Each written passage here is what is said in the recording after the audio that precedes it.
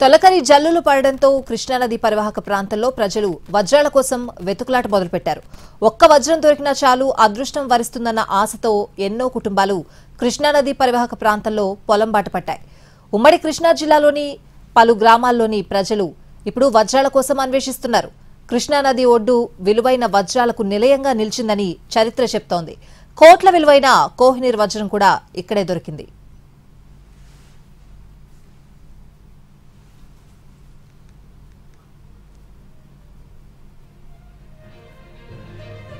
కృష్ణానది పరివాహక ప్రాంతంలోని పరిటాల, మోగులూరు, చందర్లపాడు మండలాల్లో వజ్రాలు నిజంగానే దొరుకుతున్నాయా? వాస్తవమేంటి? ఎన్టీవీ స్పెషల్ గ్రౌండ్ రిపోర్ట్లో చూద్దాం. ముమ్మరంగా సాగిస్తా ఉన్నారు. ఉదయం నుంచి వివిధ ప్రాంతాల నుంచి వచ్చిన మహిళలు కూడా ఇక్కడ వజ్రాలు దొరుకుతాయన్న ఆశతో వీళ్ళందరూ కూడా ఈ ప్రాంతంలో వెతుకుతా ఉన్నారు. వర్షం పడిన తర్వాత ఇక్కడ భూమి నుంచి ఒక లేయర్ బయటకు వస్తుంది.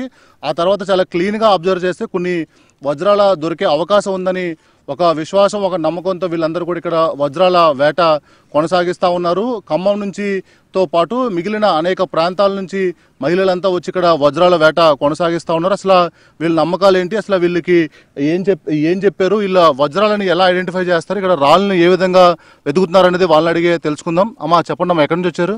ఖమ్మం అండి. ఖమ్మం నుంచి వచ్చాము. మేము ఒక 10 మంది కలిసి వచ్చాము. ఇక్కడ పర్యటనలో వజ్రాలు దొరుకుతున్నాయి అంటే చూద్దాం అసలు ఎలా ఉందా అని వచ్చాము. వాతావరణం ఎలా అని మేము కూడా వెతుకుతున్నాం. అంటే ఏంటి, మీరు ఏ టైంకి వచ్చారు? ఉదయం 8 గంటలకు వచ్చాం. అసలు ఇప్పటికైతే మీ చేతిలో కొన్ని రాళ్ళు ఉన్నట్టున్నాయి. అసలు ఇలాంటి రాళ్ళు, ఇవి వజ్రాల కింద ఐడెంటిఫై అని మీకు ఎవరు చెప్పారు? ఎలా వెతుకుతున్నారు? ఇందులో కూడా ఏమైనా తగులుతాయేమో, ఇలాంటివి ఉంటాయేమో, పటికాలలో కూడా ఉంటాయి అన్నారని వెతుకుతున్నాం. మొత్తం మీ ఫ్యామిలీ అంతా వచ్చారా? మా ఫ్యామిలీ కదండి, మా ఊర్లో జనంతో వచ్చాము మేము. అంటే ఇక్కడ చాలా మంది ఉన్నారు కదా, చాలా మంది ఎదుగుతా ఉన్నారు కదా, మీరు కూడా ఎదుగుతా ఉన్నారు కదా, ఏమనిపిస్తుంది? ఇంకేదో పర్లేదు, అదృష్టం ఉంటే దొరికిద్ది, లేకపోతే లేదు. ఏంటి అసలు మీ చేతిలో చాలా ఉన్నాయి రాళ్ళు, ఇవన్నీ కూడా చాలా కలర్ఫుల్గా ఉన్నాయి. ఇందులో ఏమన్నా ఇప్పుడు ల్యాబ్ తీసుకెళ్తే వజ్రాల కింద వస్తే మీరు ఎలా హ్యాపీ ఫీల్ అవుతారు? ఇంకంతా అదృష్టం, పైన దేవుడి దయ, మన చేతిలో ఏం లేదు. అలా చెప్పండి, ఎక్కడి నుంచి వచ్చారు? ఈ వజ్రాల కోసం ఎప్పటి నుంచి ఎదుగుతున్నారు? విజయవాడ పెనలూరు నుంచి వచ్చాం. 7 గంటలకు వచ్చి ఇక్కడికి 7 గంటలకు వచ్చిన కాడ నుంచి స్టార్టింగ్ చేసి నీళ్ళకితనం ఉన్నాయి, ఏ పిచ్చి రాళ్ళు దొరుకుతున్నాయి. ఇందులో ఏమన్నా అవుతాయని ఆశ. అదండి. అసలు ఏంటన్నా మీకు దీనిపైన ఏమన్నా గ్రిప్ ఉందా? ఈ ఏ రాళ్ళు వజ్రాలు, ఏ రాళ్ళు వెతకాలనేది ఏమన్నా మీకు ఐడియా ఉందా? ఇప్పుడు ఇందులో ఏంటంటే వైట్ కలర్ ఉండి ఈ లోన స్టీల్ కోటింగ్ ఉంటుందంట. అవి ల్యాబ్కి తీసుకెళ్తే ఏమన్నా పని అవుద్దామని ఆశ. అదండి. అంటే ఏంటి ఇప్పుడు చాలా మంది ఎదుగుతా ఉన్నారు ఇక్కడ, మీకు తెలిసి ఎవరికైనా దొరికిందా? దొరికినాయి అంట. ఒక ఆయనకి 18 లక్షలు వచ్చిందంట, ఒక ఆయనకి 20,000 వచ్చినాయి, ఒక ఆయనకి మామూలుగా 1,70,000 దాకా వచ్చింది. ఆ చెరులో దొరికిందంట ఒకసారి, ఆయనకు ఒక 1,30,000 దాకా వచ్చిందంట. అంటే ఏదో ఆశ దొరుకుతుందన్న ఆలోచన. కృష్ణా తీరం వజ్ర సంపద నిలయం, ఇలాంటి రాళ్లే వజ్రాలుగా దొరుకుతాయని ఎంతో ఆశతో ఇతర ప్రాంతాల నుంచి, దూర ప్రాంతాల నుంచి వచ్చి పొద్దున్నుంచి వజ్రాల కోసం వేట కొనసాగిస్తూ ఉన్నారు.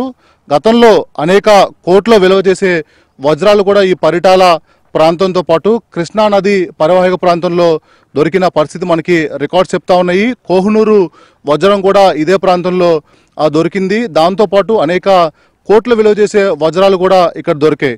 సో మన అదృష్టం బాగుంటే ఈరోజు మనం కూడా కోటీశ్వరులు అవ్వచ్చు, లక్షలాది పరులు అవ్వచ్చు అనే ఆలోచనతోని చాలా దూర ప్రాంతాల నుంచి వారంతా వచ్చి ఇక్కడ వజ్రాల వేట కొనసాగిస్తూ ఉన్నారు. మనం విజువల్స్లో చూడొచ్చు, ఆటోలు, ఇతర వెహికల్స్ వేసుకొని కూడా మహిళలు, పురుషులు, చిన్నపిల్లలు, వృద్ధులు అనే తేడా లేకుండా ఈ వజ్రాల వేట అనేది కూడా కొనసాగిస్తూ ఉన్నారు. అయితే ముఖ్యంగా అటు గతంలో బ్రిటిష్, అంటే స్వాతంత్రం రాకముందు బ్రిటిష్ పాలన కూడా ఈ వజ్ర సంపద కోసం ఇక్కడ నుంచి జరిగినట్టు రికార్డ్స్ చెప్తా ఉన్నాయి. ఇలా ఓవరాల్గా ఇటు ఈ పరిటాల, ఈ చుట్టుపక్కల ప్రాంతాలన్నీ కూడా వజ్రాలు ఉంటాయి, గతంలో వజ్రాలు దొరికినాయి కాబట్టి మాకు కూడా అదృష్టం వరిస్తుందని అనేక ప్రాంతాల నుంచి వచ్చి వాళ్ళంతా కూడా వజ్రాల వేట కొనసాగిస్తూ ఉన్నారు. రకరకాల రాళ్ళు, అంటే వాళ్ళు అదేమన్నా ఉపయోగపడుతున్న ఉందనే ఫీల్ అయితే కంపల్సరీ దాన్ని పిక్ చేస్తున్న పరిస్థితి మనకు కనిపిస్తూ ఉంది.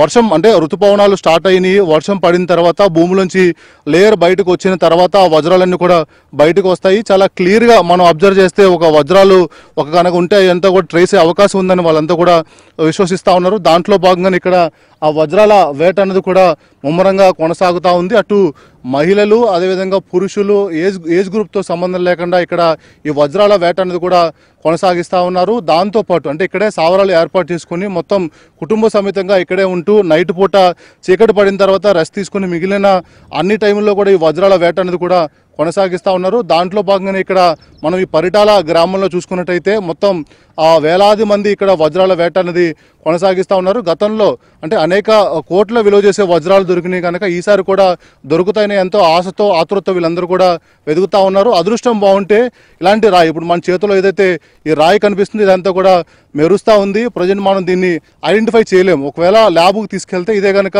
11 పాయింట్లు దాటిన తర్వాత ఇది వజ్రం కింద మారుతుంది. ఇంత వెయిట్ ఉంది కనుక ఇది చాలా కోట్ల విలువ చేసే అవకాశం ఉంది. దాంట్లో భాగంగా ఇలాంటి వజ్రాలు ఏమైనా దొరుకుతాయని ఇక్కడ చాలా ఆతృతగా చాలా ఇంట్రెస్ట్గా చాలా శ్రద్ధగా అన్ని ఏజ్ గ్రూపుల వాళ్ళు కూడా ఈ వజ్రాల వేట అనేది కూడా కొనసాగిస్తూ ఉన్నారు.